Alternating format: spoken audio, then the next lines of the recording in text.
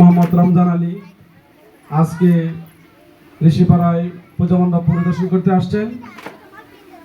উনি আপনাদের সামনে সংক্ষিপ্ত কথা বলবেন।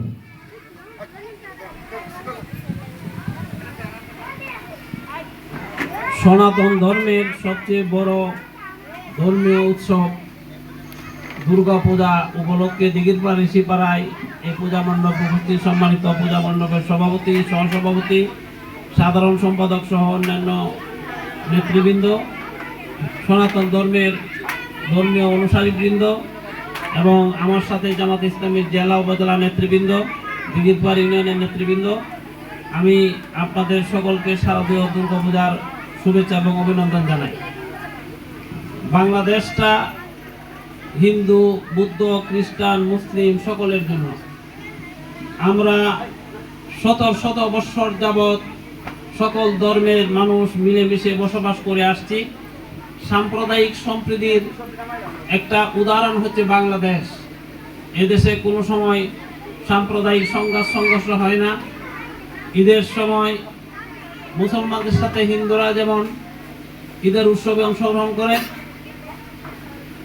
দুর্গা পূজা উপলক্ষে যে অনুষ্ঠান হয়, উৎসব হয়, পূজা হয়, সেখানেও আমরা খোঁজখবর রাখি যাতে নিরাপত্তার সাথে নির্বিঘ্নে নিশ্চিন্তে আপনারা এই ধর্মটা উদযাপন করতে পারেন, অনুষ্ঠানটা উদযাপন করতে পারেন। জামাত ইসলামী বিশ্বাস করে এই দেশের সংখ্যালঘু বলতে কিছু নেই। এদেশে যাদের জন্ম তারা সকলে বাংলাদেশের নাগরিক। মুসলমানরাও বাংলাদেশের নাগরিক, হিন্দুও বাংলাদেশের নাগরিক। জামাতে ইসলামী বিশ্বাস করে ধর্মের কারণে কেউ কোনো কিছু থেকে বঞ্চিত হবে না। ধর্মের কারণে কেউ কিছু পাবে আর কেউ কিছু পাবে না, তা হবে না। যোগ্যতার বিচারে ধর্ম হিন্দু হোক আর মুসলমান হোক, বৌদ্ধ হোক আর খ্রিস্টান হোক, সকলেই তার অধিকার পাবে। বাংলাদেশের সংবিধান সকল ধর্মের মানুষকে অধিকার দিয়েছে, ইসলামও সকল ধর্মের মানুষকে অধিকার দিয়েছে। জামাত ইসলামীও মনে করে সকল ধর্মের পূজা পার্বণ অনুষ্ঠান করা তাদের ধর্মীয় সাংবিধানিক অধিকার। এই অধিকার থেকে কেউ কাকে বঞ্চিত করতে পারবে না। আমরা নিজের ধর্ম মানব, অন্যের ধর্মকেও সম্মান করব। তাদের ধর্মকর্ম যেন নির্বিঘ্নে করতে পারে তার জন্য আমরা সাহায্য করব, সহযোগিতা করব, আমরা পাহারা দিব, আপনাদের পাশে থাকবো। জামাত ইসলামীর দ্বারা বাংলাদেশের কোথাও কোনো হিন্দুর ক্ষতি হয়েছে আপনারা কি শুনেছেন? এটা হয় নাই। বরং আমরা যখন কিছু করি মানবিক সহযোগিতা, তখন একজন গরিব মুসলমানের চাইতে হিন্দু গরিবকে আমরা বেশি অগ্রাধিকার দিই। আমরা যখন সামাজিক কাজ করি তখন শুধু মুসলমানদেরকে দেই তা না, হিন্দুদেরকেও দিই। প্রাপ্যতার ভিত্তিতে হিন্দু যদি বেশি গরিব হয় তাদেরকে আমরা বেশি দেই, বেশি করে আগে দিই। এটা কোনো রাজনৈতিক বিষয় না, এটাই ধর্মীয় বিষয়। ইসলাম সকল মানুষের মতের সম্মান করে, ধর্মের সম্মান করে।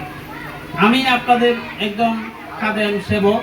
আমি 52 বছর যাবৎ বাজিতপুর নিকলেতে রাজনীতি করি। 96 সনে আমি ইলেকশন করছি দাঁড়িপাল্লা মার্কায়, 2009-এও ইলেকশন করছি আপনার এই বাজিতপুর উপজেলা পরিষদে। আপনাদের সমর্থন পেয়েছি, সহযোগিতা পেয়েছি। এবার আমি দাঁড়িপাল্লা ইলেকশন করব, আপনাদের সার্বিক সহযোগিতা চাই।